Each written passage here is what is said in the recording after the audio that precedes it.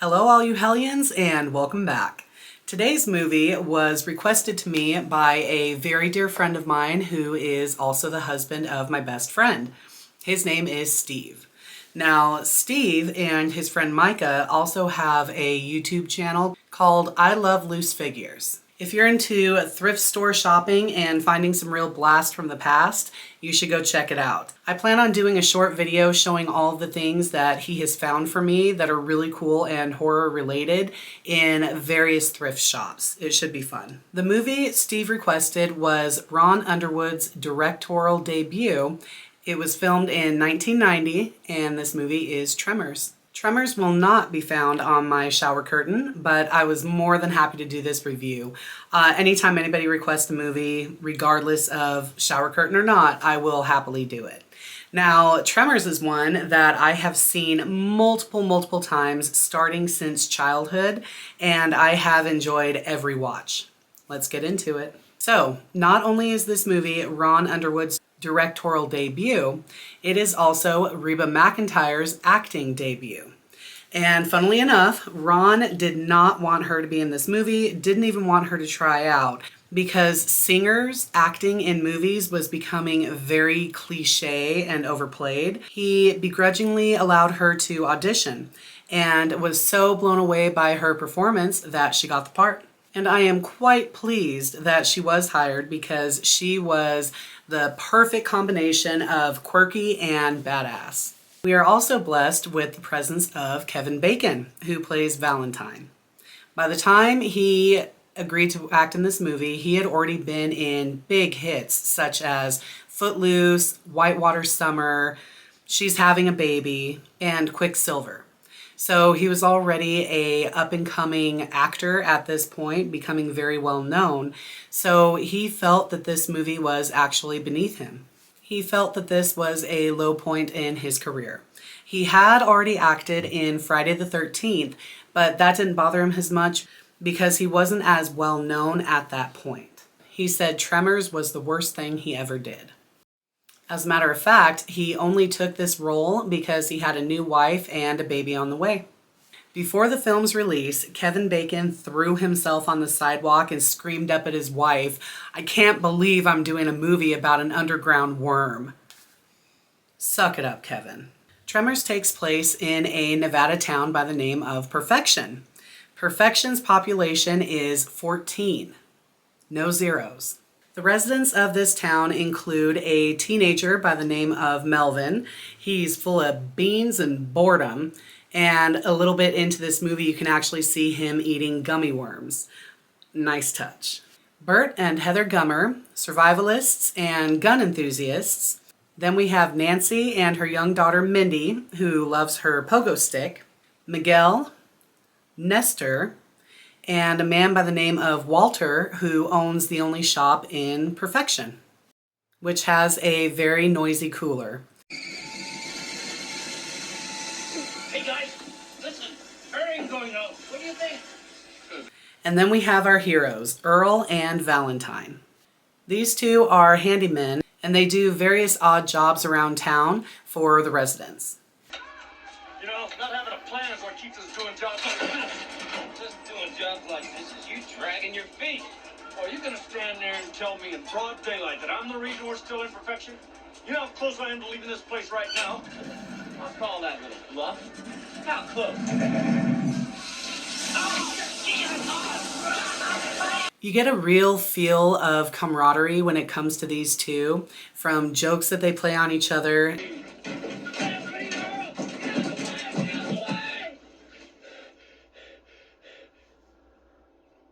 to a very serious way of figuring out disagreements, such as whose turn it is to cook breakfast.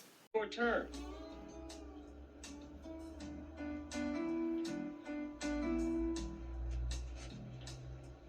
Well, I guess when I'm your age, I'll forget what I eat too. Who climbs a power pole. Leave him up there.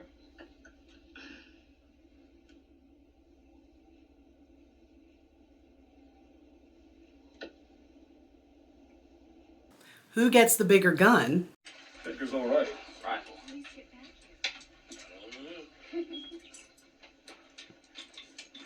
And who runs for the tractor to make their escape? I'm making the run for the cat. Like hell you are. Get real, Earl. I'm faster than you. I'm best at driving the cat. Not while I'm around. Look, damn it, now listen to me. I'm older and I'm wiser. Yeah, well, you're half right. After doing one of their various odd jobs, they're headed back into town and they notice that the new grad student has arrived. That's not what's his name, the grad student. Nah, I graduated. Must be the new one. New one. That's supposed to be a girl.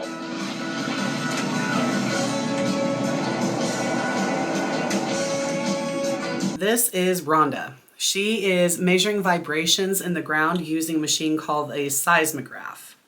She's started to notice that there's a lot of vibration activity underneath the ground, and because it's never happened like this to this extent, she believes that the machine may be broken. However, she is mistaken. Not only is the seismograph working properly, but it's picking up the vibrations of 4 underground monsters that are about to wreak havoc on this tiny town and the residents, and that Walter aptly names That's what I like. Graboid. That's it, Graboid. Jesus, Walter. We're gonna be sorry you don't give it a name. And how did they thank him for bequeathing them a name? Turn it off! Pull it back! Pull it back!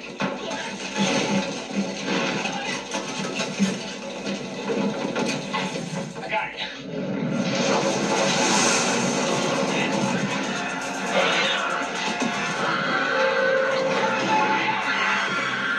There are some pretty cool death scenes that are in this movie, and some of them even add a little bit of humor. No,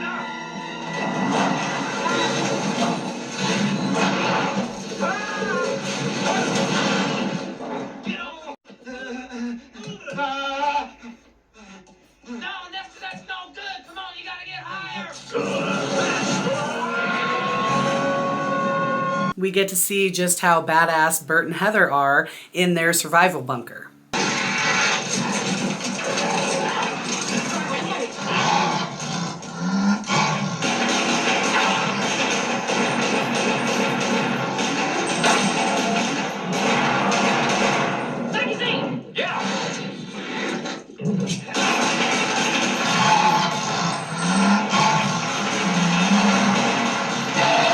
Now, originally, the name of this movie was going to be Land Sharks, which I find to be pretty spot on, considering a couple of the scenes reminded me of Jaws, including the scene with the jackhammer.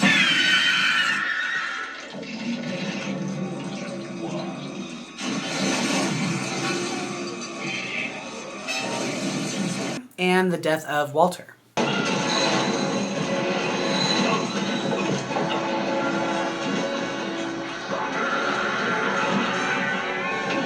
However, they could not use this title because that was the title of a skit that was done in SNL. So instead, they were going to go with Dead Silence. But considering the humor that is found in this movie, they thought that title was a little bit too serious. So then, at the very last minute, they came up with Tremors. The writer, S.S. William, came up with the idea for this movie when he was working for the U.S. Navy. He was in a California desert relaxing on a rock, and he thought about what it would be like if there was a monster under the sand and he was unable to get off this rock. He should have just used the idea they had in the movie.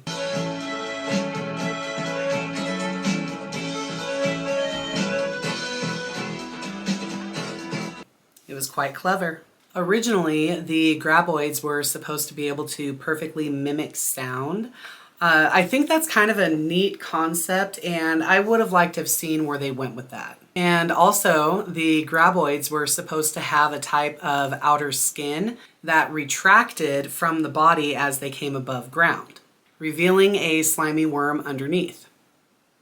But apparently there were people on set that said that kind of came off a little bit phallic, kind of like it might have been a foreskin. So they circumcised the worm and made it the way we see today. Speaking of awkward, Finn Carter did not get to rehearse the scene where she had to take her pants off to escape the graboid. Ron Underwood wanted her reaction to undressing in front of Kevin Bacon to be authentic. Get out of your pants!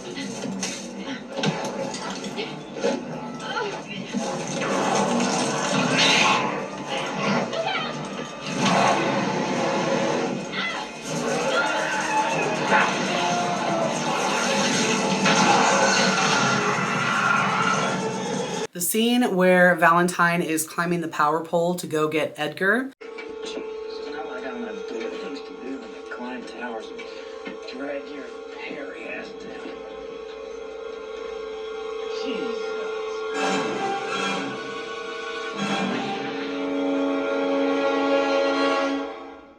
There was actually a scene that was filmed right before it, and it shows Edgar's prized goat being eaten by a graboid, and that's why he went up the pole.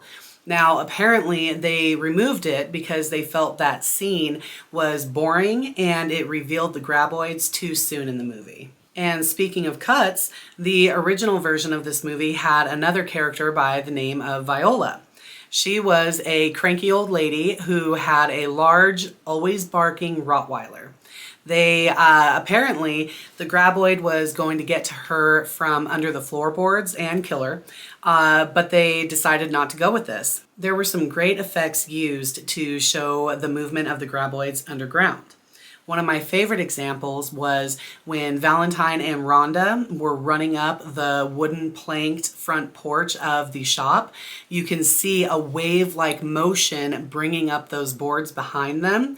And this was actually done using a boat buoy pulled behind a pickup truck.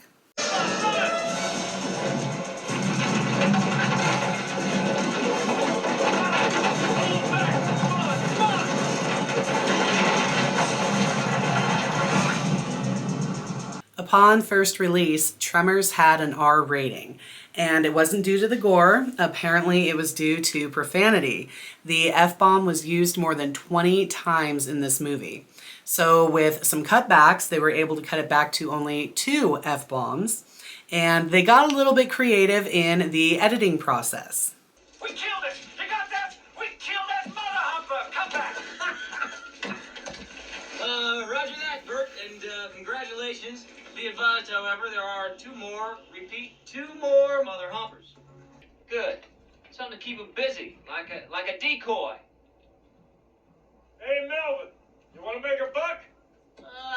Eat it. How about the... At the end of the movie, Val tells Earl that they will probably end up on the cover of People magazine.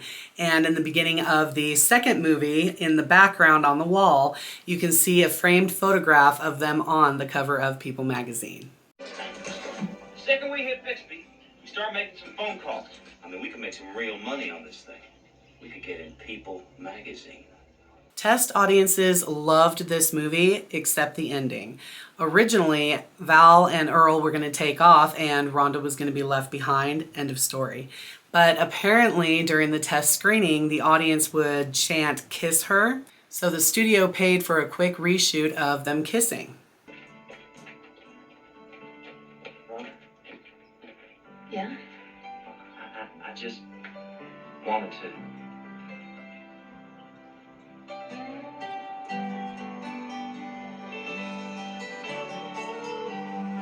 Aw, perhaps that's why Valentine's belt buckle is a heart.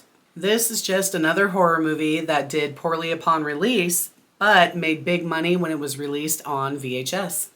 Elizabeth Olsen of the Avengers franchise, she plays Wanda Maximoff and the Scarlet Witch. She is also the kid sister to the Olsen twins. She said growing up this was actually her favorite movie. Michael Gross, who played Bert, started filming on this movie the day after filming the final episode of Family Ties. He was also the only star to show up to the 30th anniversary celebration. That's kind of a bummer. And that fact kind of surprised me because remember earlier how I was talking about Kevin Bacon's feelings on this movie? Well, later in life, those feelings changed. Now looking back, he remembers the fun time that he had on the set, saying he has tried recreating the camaraderie they all had with his later films and never quite achieving it. He goes on to say that he rarely watches any of his movies more than once, and he has several that he's acted in that he's never seen and never plans to. But Tremors he's seen over a dozen times. That's more like it, Kevin. All in all, I absolutely love this movie. The effects with the graboids are fantastic, and their death scenes are nice and ooey gooey. 2, 3.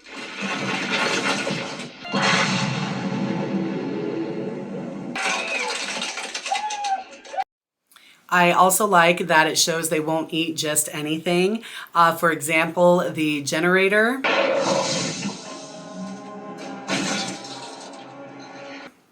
Mindy's pogo stick,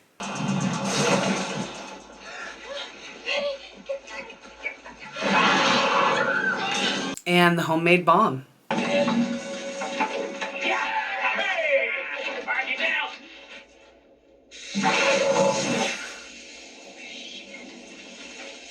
And the final death scene was so well done that I was actually surprised to learn that it had taken place in a parking lot using miniatures.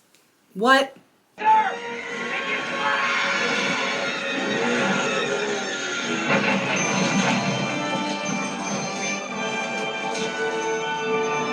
It's just another prime example of what can be achieved using practical effects, which happen to be my favorite. So once again, probably not surprising, I'm going to be giving another movie 5 coffins. What can I say? I love this timeline for horror movies. Horror is not just martyrs and cannibal holocaust, which, don't get me wrong, also has a very important place in the genre. But horror can also be goofy and have a happy ending, and be just as impactful as the more heavy hitters. If you have yet to see Tremors, add it to your watch list. You will not be disappointed. So once again, thank you all for watching. Whether this be your first time or if you keep coming back for more, it is much appreciated. So go ahead and hit that subscribe button, and I will see you next time.